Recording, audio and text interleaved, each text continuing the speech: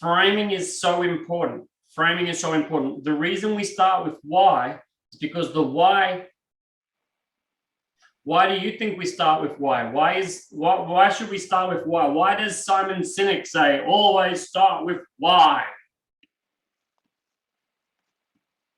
Why should we start with why?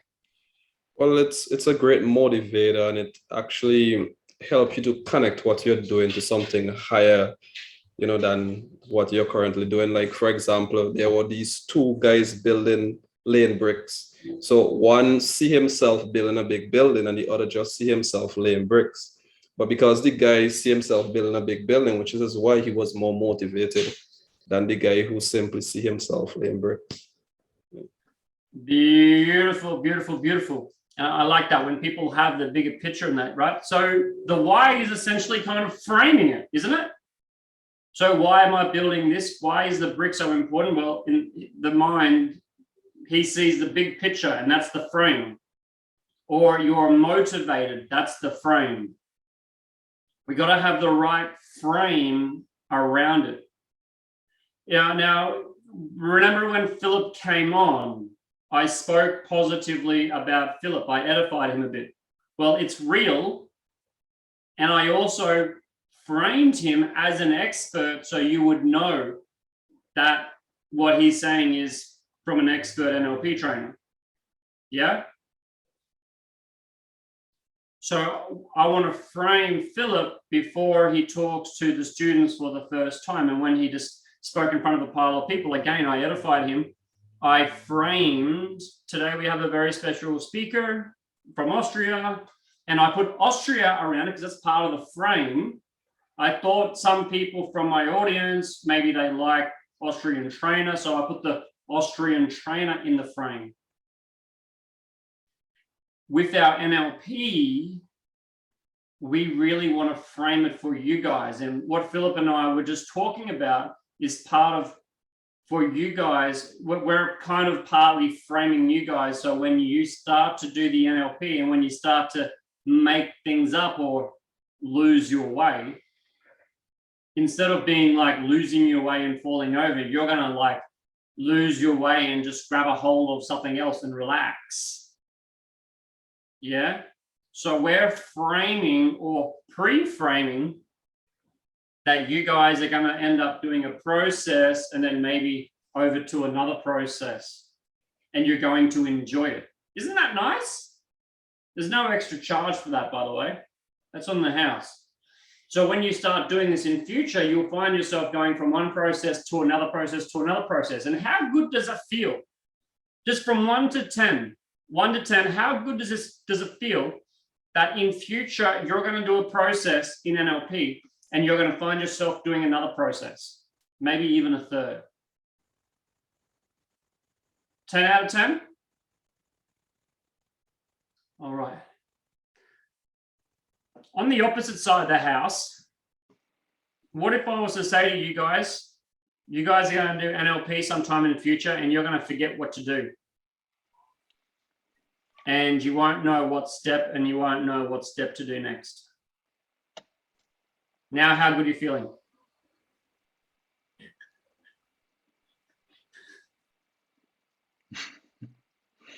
Dwindling, I see. Oh, yeah. Okay. It's all the framing, isn't it? It's just the way we're framing it. But our framing it, you get to look forward to. You get to look forward to the point where you go, oh my God, what the hell's next? I don't know. And just roll with it. And you know what? If you actually just roll with it and kind of laugh a little bit, you'll probably pull it off. Because Philipp and I never learned how to do 5 processes at the same time. I bet you he probably did you learn it by kind of like accident, or did you like set out deliberately beforehand? No, that was like literally, I was in the process and I got stuck and I noticed, okay, she was stuck and what I was doing was not helping her. So if something doesn't work, do something else. And that's how I embarked on my journey. And since then, yeah, happened several times. Maybe not always with 5 processes on top of each other, but it happened. And I guess the same for you, right, Adrian? Yes, yes. And I believe it's very valuable for us to very easily be able to transition from one process to another process. Or if we don't even know what we're doing, transition back to the start and repeat. Right? Now, if you make this look smooth, if you make this look smooth, your client who has never done anchoring or collapsing anchors or installing new strategies, they don't know, they haven't done it before. So your framing is so important because you stay calm and relax and be like, all right. And if they say that doesn't work, you say, yeah, that's right. We haven't finished yet.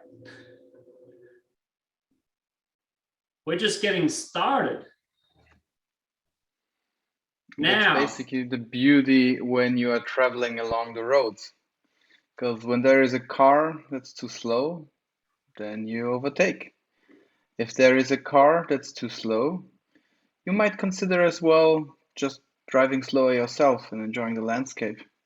When there is a car that is too slow, maybe you have to take another way.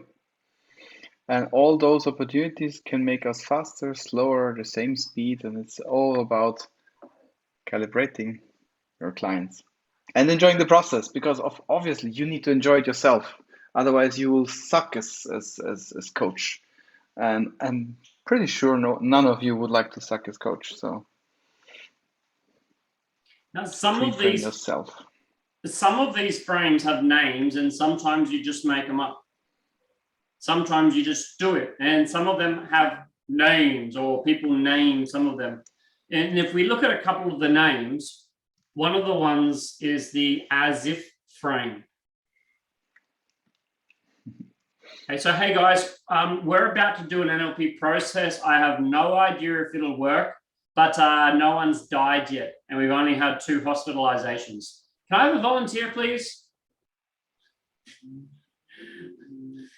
No. So now we have fun with these kind of statements, you know. The as if frame, well, you might want to use the as if frame in different ways.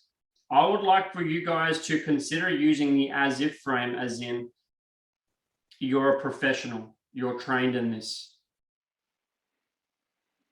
And perhaps you might like to add something that makes it more ethical for you.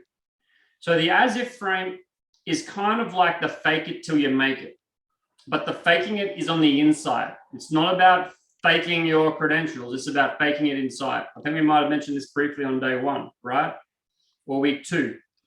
So we want to pretend and we want to act as if. We want to act as if it's true. Now, NLP works. I've seen it, millions and billions of amazing things done with NLP.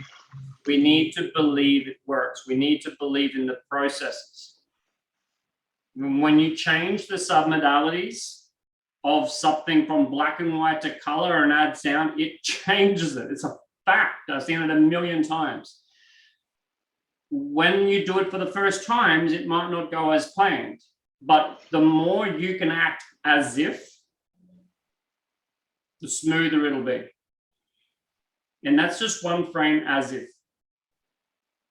A different frame could be the outcome frame, which is, hey, what are we all here for?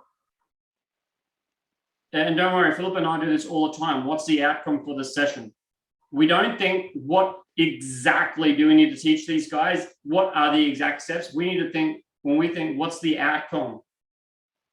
And the outcome is, with our clients, we need to think, what's the outcome our clients want?